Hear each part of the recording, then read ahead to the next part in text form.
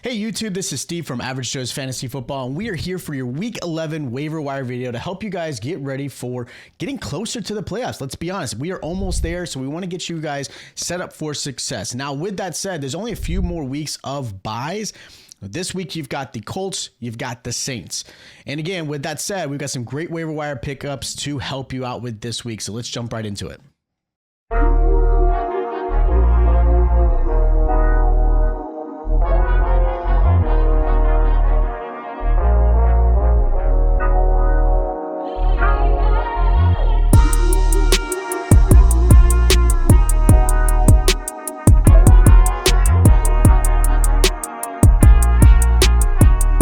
Of the NFL season is here, which means you are getting closer and closer to those playoffs, which means you only got a few more weeks really to kind of make a big difference to where your standings are going to be and if you're even going to make the playoffs. So hopefully these waiver wire videos help you guys out in picking up players. Now, the players I'm going to mention are players that you should be picking up to either help you this week, but also going forward. A lot of these players have some great playoff schedules, and they should have some success going forward. And of course, stop holding on to some of these players. Some players that you have on your roster need to be dropped at this point because no more dead weight is needed. The depth really isn't as necessary because most bye weeks have been completed.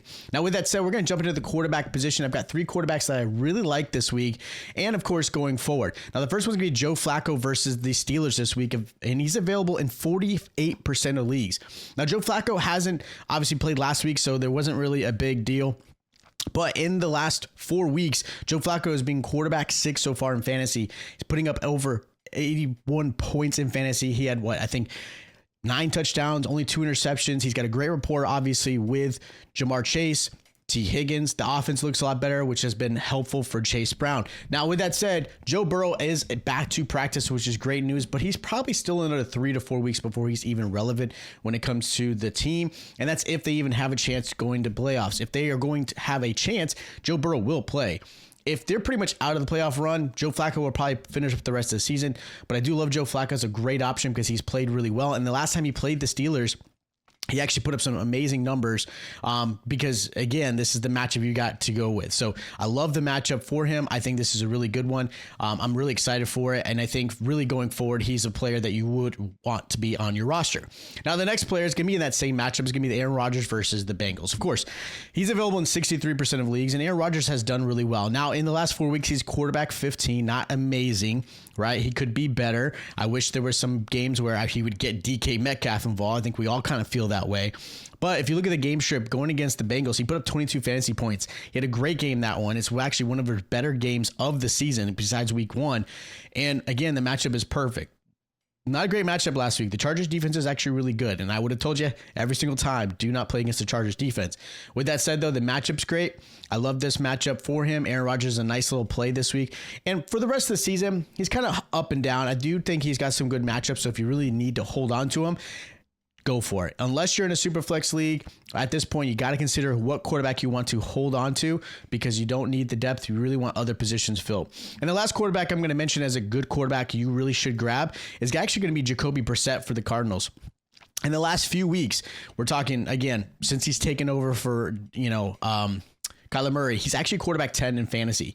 And Kyler Murray right now is going to be out at least 4 games, which means Brissett's going to have a nice little, really next 2 to 3 weeks left. Maybe even the rest of the season. We'll see how it plays out. But he's been fantastic. Right now, he had 20 points in week 6, 19 points in week 7, 24 points in week 9, and then 19 points in week 10. And the matchup's really good for him this week, playing against a team that 49ers defense is kind of wishy-washy with the injuries they've got going on with Bosa out and Warner out, and just it's not the same 49ers. So the matchup's a pretty good one for him. I think he's going to be a quarterback that has done really well. He's averaging 2 touchdowns a game. He's only thrown 1 interception in the 4 games. He's played really smart. Even if his team's not succeeding, he has played really well, and I love Jacoby Brissett as far as that goes. Now, as far as the running back, this is tough. It's not that there's great running backs playing. They're all just taken. Unless you were able to get a Rico Dowdle or maybe even RJ Harvey, he might still be available. Kamani Vidal, a lot of these players you've already picked up throughout the season. The only player worth anything right now is Woody Marks.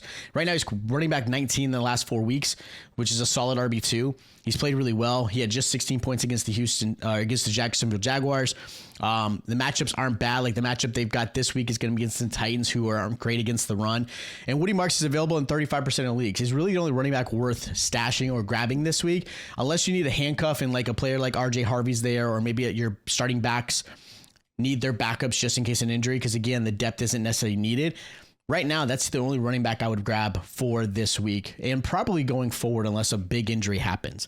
Now, jumping into the wide receiver spot, I've actually got 4 players I really like this week. First one's going to be Troy Franklin versus the Chiefs. Troy Franklin has been amazing, and realistically, he's been targeted like crazy. Right now, he's wide receiver 11 in the last 4 weeks. He's seen plenty of targets, 37 in those 4 weeks, which has been great. He's got 63 fantasy points. He's seeing a lot of options. Now, he's not obviously scoring as much as you like, because there's been opportunities he could have had. Yeah, he's got 4 touchdowns. Don't get me wrong. A touchdown a game practically, but the yardage isn't quite where you should be. But Troy Franklin's been fantastic. He's been the guy realistically for Bo Nix compared to, say, Cortland Sutton, Mims, even Evan Ingram. Like, Troy Franklin is the guy, and he's averaging about 9 targets a game, which means he's obviously the favorite right now for Bo Nix going forward. So I really like him as a good option. He should be the guy you should be picking up this week. Another receiver I really like this week is going to be Tez Johnson for the Bucs. Obviously, with a lot of injuries they've got going on at the wide receiver core, right? You got Ekbuka, but then you still don't have Godwin. Obviously, Evans is out. There's a lot of opportunity for Tez Johnson going forward. He's wide receiver 22 in 4 weeks. He's averaging a decent amount of points when he's given opportunities. He had 20 points against New England with the 2 touchdowns. He's got 4 touchdowns in the last 4 games, which has been fantastic. Yeah, he's up and down. He's not going to have a lot of options, right? Maybe he's going to average about 5 to 6 targets, which is okay. But realistically, he is the second best option behind Ekbuka. So being that this is a team that does want to run the ball, but without Bucky Irving, it's been different. Rashad White's okay. He's been doing all right, but not amazing. And so right now it's been put onto Baker Mayfield's shoulders. Tez Johnson has been the benefactor in that one.